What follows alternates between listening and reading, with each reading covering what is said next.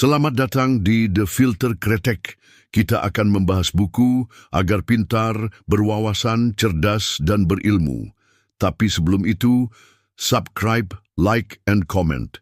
Mari kita menyelami dunia. Allahu nuru as-samawati wal ard. Allah adalah cahaya langit dan bumi. Beginilah ayat itu bermula. Ayat yang menjadi pusat dari seluruh renungan dalam Mishkat Al-Anwar.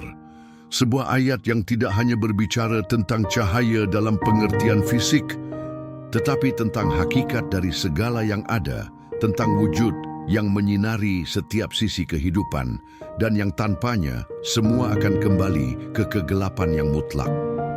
Imam Al-Ghazali tidak memulai karya ini dengan dogma, melainkan dengan renungan. Ia tidak menawarkan sistem teologi yang kaku, tetapi cahaya yang menuntun batin. Ia mengajak kita merenungi apa itu cahaya, mengapa Allah disifati dengan cahaya, apa makna tersembunyi di balik perumpamaan mishkat atau ceruk lampu dalam hati manusia. Ia menjelaskan bahwa semua cahaya selain Allah adalah metaforis, karena cahaya sejati hanyalah satu. Dia yang wujudnya tidak bergantung pada yang lain.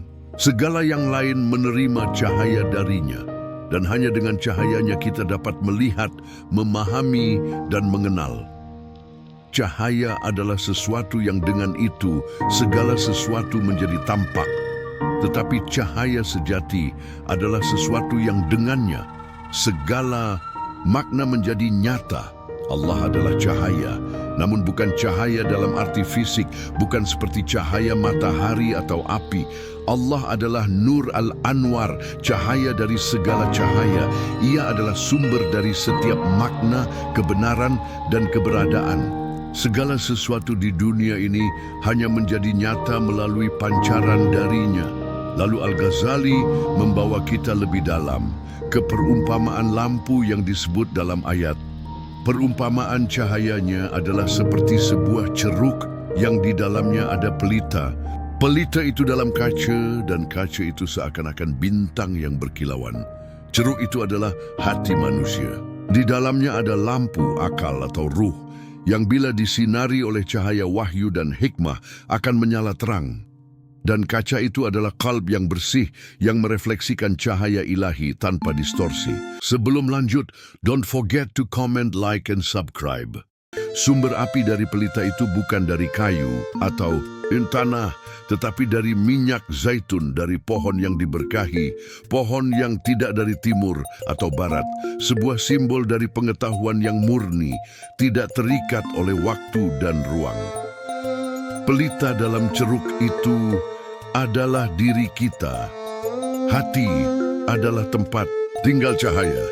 Dan cahaya itu bisa menjadi redup bila kita tidak membersihkan cerminnya, tidak menyingkirkan hijab, tabir-tabir gelap dari dosa, kelalaian, atau kesombongan. Namun Al-Ghazali tidak ingin kita takut pada kegelapan, karena setiap hati, sekotor apapun, masih memiliki ruang ceruk itu. Masih ada potensi bagi cahaya untuk masuk dan menyala. Apa yang harus dilakukan hanyalah membuka jalan bagi cahaya itu masuk melalui zikir, perenungan, ibadah, dan keikhlasan. Cahaya itu turun kepada siapa yang dikehendakinya. Tetapi pintu untuk menerimanya adalah kebersihan hati, keterbukaan, dan kerendahan diri. Dan barang siapa yang Allah tidak berikan cahaya, maka ia tidak akan mendapatkan cahaya sedikit pun. Di penghujung bagian ini, kita tidak hanya membaca sebuah tafsir. Kita sedang duduk di taman cahaya, merenungi bahwa dalam dunia ini yang penuh pantulan, bayangan, dan kekaburan, hanya satu yang benar-benar terang. Dan jika kita ingin melihat dengan jernih, melihat kebenaran, melihat diri kita, melihat Allah, maka kita harus menjadi cermin yang bersih, ceruk yang terbuka, tempat di mana pelita itu menyala tanpa gangguan. Setelah menggambarkan cahaya, Allah sebagai sumber segala keberadaan dan makna, Imam Al-Ghazali membawa kita lebih dalam ke dalam struktur cahaya yang bertingkat, sebuah hierarki spiritual yang mengalir dari cahaya ilahi ke seluruh alam semesta. Sebuah sistem keberadaan yang ditopang oleh nur, dan setiap makhluk mendapat bagian dari pancarannya sesuai dengan kapasitas mereka. Ia menyebut bahwa segala sesuatu memiliki bagian dari cahaya, tetapi tidak semua cahayanya sama. Ada cahaya mata yang memungkinkan kita melihat bentuk-bentuk luar. Ada cahaya akal yang membuat kita mampu menangkap makna. Dan ada cahaya hati yang memungkinkan kita mengenal Tuhan. Tiga cahaya ini, penglihatan, akal, dan qalb, adalah seperti tiga tingkatan pada tangga spiritual. Dan setiap langkah menuntun kita lebih dekat kepada sumber utama, Nur Allah. Sebagian cahaya lebih tinggi daripada yang lain, sebagaimana sebagian jiwa lebih murni daripada yang lain. Cahaya mata bisa melihat dunia, tapi hanya cahaya akal yang mampu memahami mengapa dunia ini ada. Dan hanya cahaya qalb yang dapat merasakan makna di balik keberadaan itu, yaitu Allah sendiri. Bayangkan sebuah cermin. Jika ia kotor, maka tidak akan memantulkan cahaya apapun. Jika ia retak, maka pantulan akan terdistorsi. Tetapi jika ia bersih, maka cahayanya akan sempurna. Begitulah hati manusia. Bila hati itu dipenuhi dengan cinta dunia, nafsu, amarah, dan ego, maka cahaya ilahi sulit masuk. Namun bila ia dibersihkan dengan taubat, dengan zikir, dengan sabar dan syukur, maka ia akan menjadi seperti kaca yang jernih, memantulkan cahayanya tanpa cacat. Dalam bahasa Al-Ghazali, hati itu seperti miskat, ceruk kecil tempat pelita diletakkan. Jika kita memeliharanya, maka pelita batin akan bersinar, menerangi jiwa, dan menuntun langkah kita bahkan di kegelapan paling pekat. Cahayanya turun pada hati para nabi, lalu kepada hati para wali, lalu kepada para arif yang hatinya bersih dari dunia. Inilah struktur tajalli penyingkapan ilahi. Allah menyingkapkan dirinya sesuai kadar kesiapan hati seseorang. Semakin bersih hati, semakin banyak cahaya yang bisa ditampung. Maka bukan karena Allah bersembunyi, tetapi karena kita yang belum menyiapkan ruang untuk menerimanya. Dan inilah yang menjadi rahasia dari kehidupan spiritual. Allah bukan hanya di langit, tetapi hadir di dalam hati manusia bagi mereka yang mau membersihkan tempat tinggalnya. Imam Al-Ghazali tidak hanya memberikan pengetahuan, ia memberi kita jalan pulang. Ia menunjukkan bahwa kehidupan batin bukanlah sekadar konsep, melainkan proses pensucian hati agar menjadi wadah bagi cahaya Allah. Kita tidak harus menjadi nabi atau wali untuk merasakannya. Cukup menjadi pencari, cukup menjadi orang yang mau mengosongkan diri dari kegelapan dan membuka ruang bagi cahaya. Dan saat cahaya itu masuk, maka akan terjadi hal yang luar biasa. Kita akan mulai melihat bukan hanya dengan mata, tetapi dengan nur. Kita akan memahami bukan hanya dengan logika, tetapi dengan hikmah. Kita akan merasakan kehadirannya bukan di luar, tetapi dalam diri yang terdalam. Ini adalah bagian kedua dari Mishkat Al-Anwar, perjalanan menapaki tangga cahaya yang menurun dari langit dan menembus ke lubuk hati. Ketika Al-Ghazali membawa kita lebih jauh ke dalam Mishkat Al-Anwar, ia mengajak kita menyelami sesuatu yang amat halus, tetapi sekaligus sangat dalam, tabir, hijab. Apa itu tabir dan mengapa ia penting? Al-Ghazali berkata, sesungguhnya Allah memiliki 70 tabir dari cahaya. Jika ia membuka satu saja, maka keagungan wajahnya akan membakar siapapun yang melihatnya. Tabir adalah pelindung, pembatas, pemisah antara kita dannya. Tetapi bukan karena Allah ingin menjauhkan dirinya dari kita. Justru karena kelembutan kasih-Nya yang melindungi kita dari kedahsyatan cahayanya yang mutlak. Cahayanya terlalu terang, terlalu murni. Jika kita melihatnya secara langsung tanpa kesiapan, maka kita akan hancur, bukan karena murkanya, tetapi karena intensitas cinta dan keagungannya yang tak terukur. Suara menjadi tenang seperti bisikan dari balik tirai cahaya. Lalu, Al-Ghazali membedakan ada tabir kegelapan dan tabir cahaya. Tabir kegelapan adalah dosa, hawa nafsu, kelalaian, dan dunia yang menyibukkan. Inilah hijab-hijab yang menjauhkan hati dari mengenal Allah. Hijab yang harus diangkat, dibersihkan, dilepaskan melalui taubat, mujahadah, dan keikhlasan. Namun setelah tabir gelap diangkat, kita masih menghadapi tabir cahaya. Apa itu tabir? Cahaya adalah hal-hal baik yang pada awalnya menuntun, tetapi jika tak dilampaui, justru bisa menghalangi.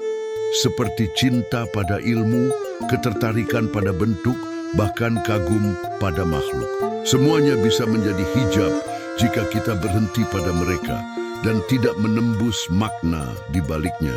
Ilmu, amal, bahkan ibadah bisa menjadi hijab jika hati terpaku padanya, bukan pada Dia yang menjadi tujuan dari semuanya. Inilah maqam para arif. Mereka tidak sekadar menyingkirkan dosa. Mereka menyelami tabir-tabir cahaya, lalu menembusnya satu persatu, sampai yang tersisa hanyalah wajah Allah. Disinilah makna perumpamaan cahaya di atas cahaya.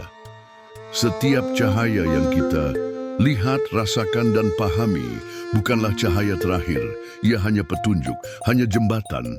Dan tugas kita bukan berhenti pada satu titik cahaya, tetapi terus menembus sampai tidak ada lagi yang dilihat kecuali Dia. Setiap cahaya adalah tabir yang lebih lembut dari sebelumnya. Setiap kemajuan spiritual bukan akhir, melainkan hanya lapisan menuju lapisan berikutnya. Dan hanya mereka yang telah mati sebelum mati, mereka yang telah melepas dunia, ego, dan bahkan makna, akan mampu menerima cahaya itu secara utuh. Ini tanpa terbakar, tanpa kabur, tanpa hijab. Al-Ghazali ingin kita tahu bahwa perjalanan ini bukan tentang ilmu saja, bukan pula tentang zahir ibadah saja, tapi tentang pembukaan, kasif, tajal, penyingkapan yang terjadi hanya ketika hati menjadi misikat, pelita, kaca, dan minyak dalam satu kesatuan. Dan siapa yang telah menyingkap semua hijab, dialah yang mengenal Allah dengan sebenar-benarnya. Bukan melalui kata, bukan melalui akal, tapi melalui rasa yang tercerahkan oleh cahaya. Imam Al-Ghazali dalam bagian penutup Mishkat Al-Anwar membawa kita pada kawasan sunyi, tempat semua kata-kata tidak lagi cukup, semua pengetahuan menjadi diam, dan semua tanda berhenti menunjuk, karena yang dituju telah hadir. Ia mengisyaratkan bahwa perjalanan spiritual sejati tidak berhenti pada simbol, tidak terjebak dalam perumpamaan, dan tidak menetap dalam bentuk. Sebab pada akhirnya, cahaya Allah tidak dapat dijelaskan, hanya dapat dialami. Apa yang tersembunyi dari cahayanya adalah karena kedahsyatannya, dan apa yang tampak darinya hanyalah isyarat bagi yang disiapkan hatinya. Cahaya ini tidak bisa dipelajari dengan logika semata. Ia hadir melampaui akal di dalam ruang batin yang hening. Di sana, kesadaran tidak melihat dengan mata, tidak berpikir dengan pikiran, melainkan merasakan dengan kedekatan yang begitu lembut, seperti bisikan dari kekasih yang tidak butuh suara.